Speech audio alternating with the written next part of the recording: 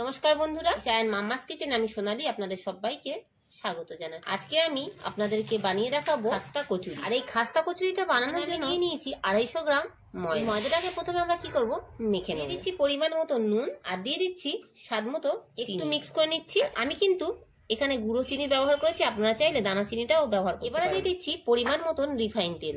ময়নটা কিন্তু একটু আমাদের ভালো করে দিয়ে নিতে হবে। বড় চামচের আমি 5 চামচ মতন এখানে রিফাইন তেল ব্যবহার করি। এবারে ভালো করে তেলের সাথে ময়দাটাকে আমরা মিক্স করব। ময়নটা কিন্তু যদি আপনারা ঠিক এমন তৈরি করে নিতে পারেন তাহলে বুঝবেন যে আপনাদের ময়নটা কিন্তু পারফেক্ট দেওয়া। এবারে অল্প অল্প জল দেবো আর ময়দাটাকে আমরা মেখে নেবো। আপনারা কিন্তু ময়দাটা মাখার সময় কিন্তু এর মধ্যে জোয়ানের কিন্তু ব্যবহার করতে পারেন। ময়দা মাখার সময় জোয়ানের ব্যবহার করবো না, যখন বানাবো তখন ব্যবহার করব। এটাকে ভালো করে মেখে নিয়ে আমি আপনাদেরকে দেখাই। খাস্তা কচুরিটা বানাতে আমাদের লাগবে একটা পুর। তো এই পুরটা আমরা বানাবো মুগ ডাল দিয়ে। এই মুগ ডালটাকে আমি কি করেছি 1 ঘন্টা জলে ভিজিয়ে রেখে দিয়েছি। আর লাগছে আমাদের 1 চিলতে আদা কুচি, দুটো কাঁচা লঙ্কা। এবারে আমরা একটা মিক্সিং জার নেব। এই জারের মধ্যে এগুলোকে দিয়ে আমরা এটাকে একটা পেস্ট তৈরি করব। আমরা কিন্তু একদম মিহি পেস্ট তৈরি করব না, একটু দানা দানা রেখে এই পেস্টটা তৈরি করব। এর মধ্যে কিন্তু আমরা কোনো জলের ব্যবহার করব। এখানে আমার 100 গ্রাম মুগ ডাল আর ময়দাটাকে ঠিক আপনাদের এরকম একটু নরম করে কিন্তু মাখতে হবে। যখন দেখবেন হাতে ময়দা লেগে যাচ্ছে একটু কি করবেন, রিফাইন তেল নিয়ে নেবেন। দেখবেন ময়দাটা হাত থেকে ছাড়িয়ে যাবে। সামান্য একটু রিফাইন তেল নিচ্ছি, আমি আবারও কি করছি ময়দাটাকে একটু আপনাদের কিন্তু শক্ত ডো করলে কিন্তু হবে না, নরম কিন্তু ডোটা তৈরি করতে হবে। এইভাবে করে কি করব, আমি আধা ঘন্টার জন্য এটাকে একটু ঢাকা চাপা দিয়ে রেস্টে রেখে দিচ্ছি আমরা আধা ঘন্টা। যতক্ষণ এটা আমাদের রেস্টে থাকছে চলুন ততক্ষণ আমরা কি করি, পুরটাকে এবারে এই পুরটাকে তৈরি করতে আমরা এখানে ব্যবহার করব রিফাইন তেল দিয়ে দিলাম। এটা কিন্তু আমরা খুব একটা গরম করব না, দিয়ে দেবো একটু ভাজা মশলা। এই ভাজা মশলার মধ্যে আছে জিরে, ধনে আর আছে শুকনো লঙ্কা। আর ঝালের জন্য দিচ্ছি সামান্য একটুখানি লঙ্কার গুঁড়ো, সামান্য একটু দিচ্ছি জিরের গুঁড়ো, ধনে গুঁড়ো দিয়ে হালকা করে একটু মশলাটাকে ভেজে নিচ্ছি। কিন্তু বেশি মশলাটাকে ভাজার আপনাদের প্রয়োজন নেই, না পুড়ে যায় তার জন্য দিচ্ছি সামান্য একটু জল।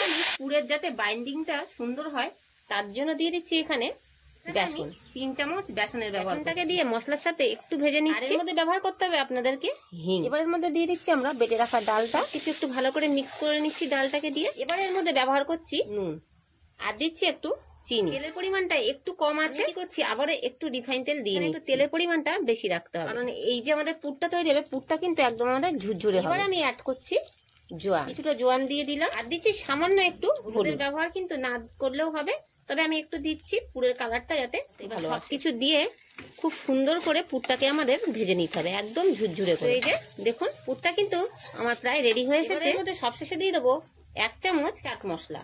এখানে আমি চাট মশলার ব্যবহার করছি, আপনারা যদি পারেন কিন্তু ব্যবহার করতে পারেন। চাট মশলাটাকে দিয়ে একটু ভালো করে নেড়েছে। এটা রেডি হয়ে গেছে, আমরা কি করছি নামিয়ে নিচ্ছি। পুরটা কিন্তু আমাদের এদিকে ঠান্ডা হয়ে গেছে। চলুন কচুরিগুলোকে তৈরি করে নেওয়া যায়। লেচিগুলোকে একটু কেটে নিচ্ছি। এই যে সব লেচিগুলো কিন্তু দেখুন আমাদের করে নেওয়া হয়। লেচিগুলো ঠিক আমি এই সাইজে হাতের তালুর সাহায্যে ভালো করে এটাকে এরকম করে লেচিটাকে সুন্দর একটা শেপ দিয়ে নিই। এবারে লেচিটার কানাটা কিন্তু আমরা এইভাবে করে, তলাটা কিন্তু পাতলা করব। কানাটা যতটা পারবেন এইভাবে করে টেনে টেনে টেনে টেনে উপরের দিকে করে একটা বাটির আকার দিয়ে। এবারে এখান থেকে কিছুটা আমরা আমি কিছুটা পুর নিলাম, নিয়ে কি করব এর মধ্যে দিয়ে দেবো।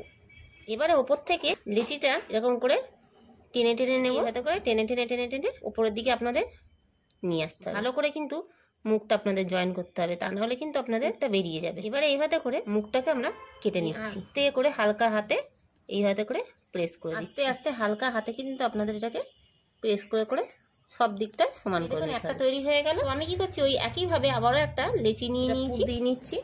ওই একইভাবে এটাকে মুখটাকে আমরা বন্ধ করে দিচ্ছি। এই যে আমার কি হয়েছে আর একটাও রেডি হয়ে গেছে। আমি কি করছি এইভাবে করে প্রত্যেকটা কচুরি রেডি করে নিচ্ছি, নিয়ে তারপরে আমি আপনাদেরকে তো এই যে দেখতেই পাচ্ছেন আমার কিন্তু প্রত্যেকটা খাস্তা কচুরি কিন্তু এইভাবে তৈরি করে নেওয়া হয়। এখানে দেখুন আমি কিছুটা দিয়ে দিয়েছি রিফাইন তেলটাকে কিন্তু খুব গরম করলে হবে না, তেলের তাপমাত্রাটা কিরকম থাকবে এর মধ্যে দিয়ে আপনাদেরকে দেখিয়ে দিচ্ছি।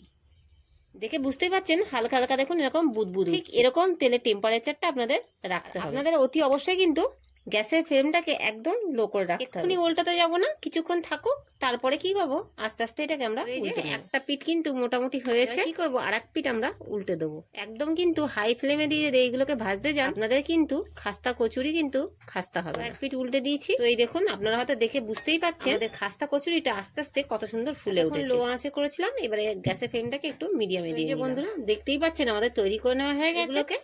এবারে এগুলোকে আমরা তুলে নেব। আমাদের কিন্তু নতুন নতুন ভিডিও কিন্তু আপনারা ডেসক্রিপশন বক্সে লিংক থেকে কিন্তু আপনারা দেখে নিতে পারবেন। কত সুন্দর কিন্তু এগুলো তৈরি হয়ে যেহেতু তেলের টেম্পারেচারটা বেশি হয়ে গেছে, এবার আমরা কি করছি, গ্যাসটাকে একটু বন্ধ করে দিয়ে তেলটা একটু ঠান্ডা হয়ে যায়, তারপরে এগুলোকে আমরা দিয়ে এবারে কি করছি, আবারও যেগুলো বাকি ছিল সেগুলোকে এর মধ্যে দিয়ে দিই। এগুলোকেও ঠিক কি করবো, ওই একইভাবে এগুলোকেও ভেজে নেব। তো বন্ধুরা, কেমন লাগলো আজকে আমাদের এই খাস্তা কচুরির রেসিপিটা অবশ্যই কমেন্ট করে জানাবেন। আর আজকের আমাদের রেসিপি যদি ভালো লাগে অবশ্যই একটু লাইক, শেয়ার এবং কমেন্ট করে দেবেন। কমেন্ট করে জানাতে ভুলবেন না যে আমাদের রেসিপিগুলো আপনাদের কেমন লাগে। তো আজকের মতন এতটুকু, আবারও দেখা হবে নতুন কোনো রেসিপি। সবাই সুস্থ থাকবেন, ভালো থাকবেন, ধন্যবাদ।